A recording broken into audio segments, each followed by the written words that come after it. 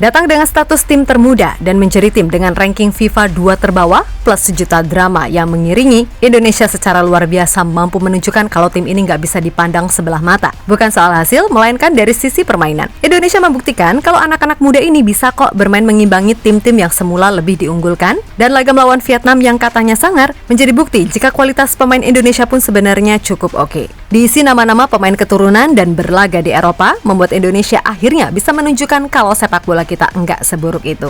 Maka hal yang wajar jika banyak media asing yang menyoroti kiprah Indonesia di Piala Asia kali ini.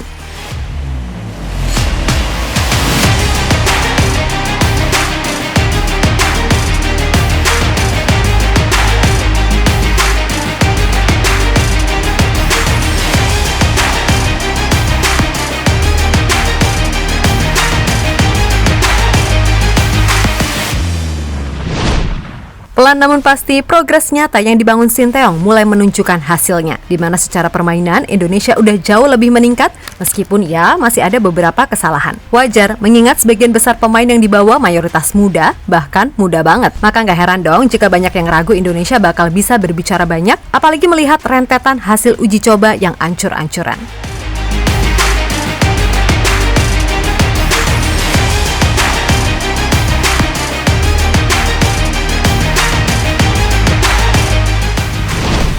Yap, meskipun begitu, faktanya di Piala Asia ini Indonesia bisa tampil baik. Di laga perdana, meskipun secara skor kalah dari Irak, namun secara gameplay Indonesia nggak kalah. Dan di laga melawan Vietnam yang sebelumnya ngatain Indonesia cuma main modal semangat, skuad Garuda bisa loh mengobok-obok pasukan Nguyen. Bahkan jika finishing pemain Indonesia lebih klinis lagi, bukan nggak mungkin skornya lebih dari 1-0. Akan tetapi, di luar skor yang ada, mainnya beneran gokil sih.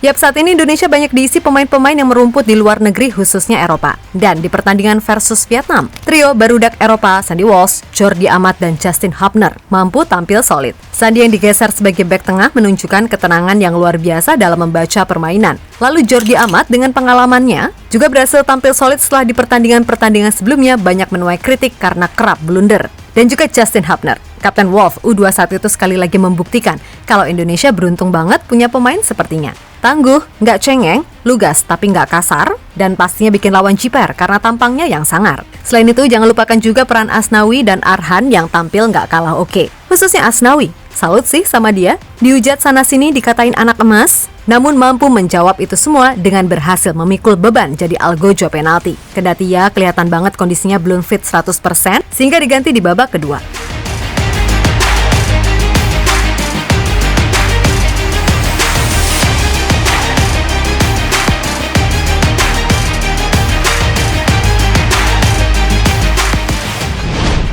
Lebih lanjut, keberadaan Ivar Jenner di lini tengah pun mantap. Duetnya bersama Marcelino pun juga gokil. Terlebih Marcel, wah keren sih mainnya di laga kali ini.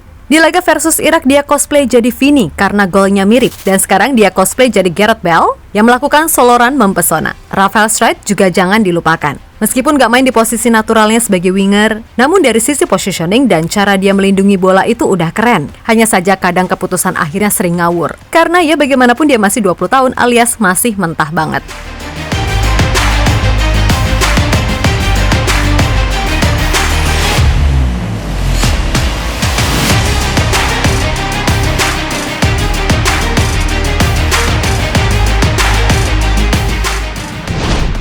Ya, berkaca dari itu semua, maka nggak heran kalau Indonesia mendapatkan atensi dari media-media luar negeri. Mulai dari ESPN, Peninsula Qatar, hingga MSN, menyoroti kiprah Indonesia di Piala Asia kali ini.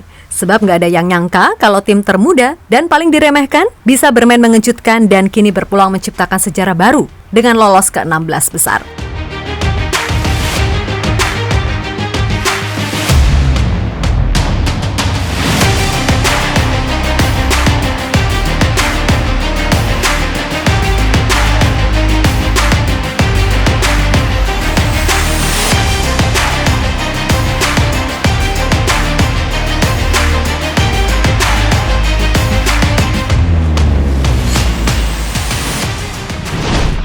Yap, selain pemain abroad dan keturunan, kita juga harus memberikan apresiasi kepada pemain-pemain yang main di Liga 1. Hernando misalnya. Wah, ini kiper, meskipun dikatain pendek dan lain-lain, namun ia mampu membuktikan kualitasnya jika ia layak jadi kiper utama. Lalu Yakob Sayuri yang mainnya juga cukup bagus dan gak aneh-aneh. Hoki Caraka yang dikatain netizen sedemikian rupa, sebenarnya secara positioning dan cara dia membuka ruang udah bagus. Hanya kelihatan banget ini anak jam terbangnya masih cetek, sehingga kerap mengambil keputusan yang salah, baik itu final pass atau finishing. But that's okay, usianya masih sangat muda, dan masih banyak waktu buat belajar.